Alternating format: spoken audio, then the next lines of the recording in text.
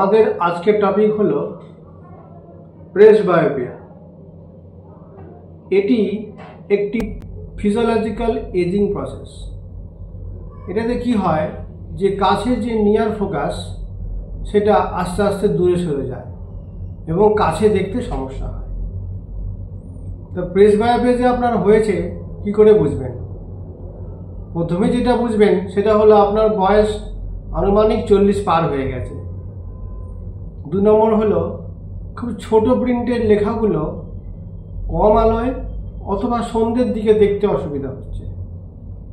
খুব সূক্ষ্ম কাজ যেমন সেলাই করা অথবা সূচে সুতো ভরা, এগুলো যখন করতে যাবেন দেখবেন বারবার ধাঁধিয়ে যাচ্ছে।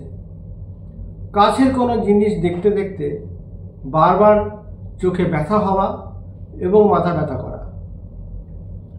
প্রেস বায়োপিয়ার ট্রিটমেন্ট, প্রথমে যেটা করতে হবে, দূরে যদি কোনো পাওয়ার থাকে সেটাকে পুরোপুরি বার করতে হবে।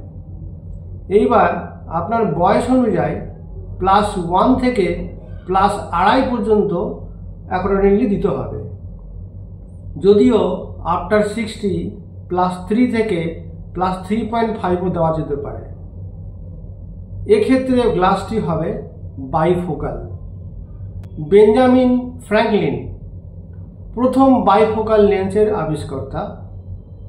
1783 খ্রিস্টাব্দে ইনি এটিকে প্রথম আবিষ্কার করেন। যদিও ইদানিংকালে প্রোগ্রেসিভ লেন্স খুবই ব্যবহৃত হচ্ছে। এখন কিছু কন্ট্যাক্ট লেন্স পাওয়া যায় যাতে কিনা আমাদের কাছে এবং দূরে দেখতে সুবিধা হতে পারে, কিন্তু সেগুলি নয় ডেলি ডিসপোজেবল, না হলে মান্থলি ডিসপোজেবল হয়ে থাকে। এরপর হলো সার্জারি। ল্যাসিক করে অনেক সময় প্রেস বায়োপিয়া ঠিক করা যেতে পারে, যেমন presbyopic LASIK, monovision LASIK, conductive keratoplasty. যদিও ইদানিং কর্নিয়াল ইনলে প্রসিডিওর খুবই ব্যবহৃত হচ্ছে।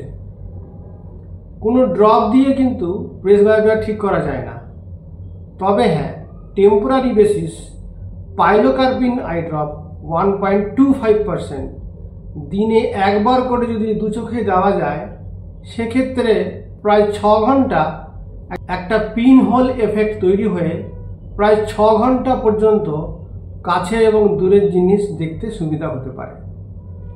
আর হলো প্রিজম। একটু বয়স হয়ে গেলে কারো কারো ক্ষেত্রে অ্যাকোমোডেশন তো খারাপ হয়ই, কিছু ক্ষেত্রে কনভার্জেন্সও খারাপ হতে পারে। তো সেক্ষেত্রে প্রিজম কারেকশন অল্প কিছু দিয়ে আমাদের কাছের জিনিস দেখতে কিছুটা সুবিধা হতে পারে।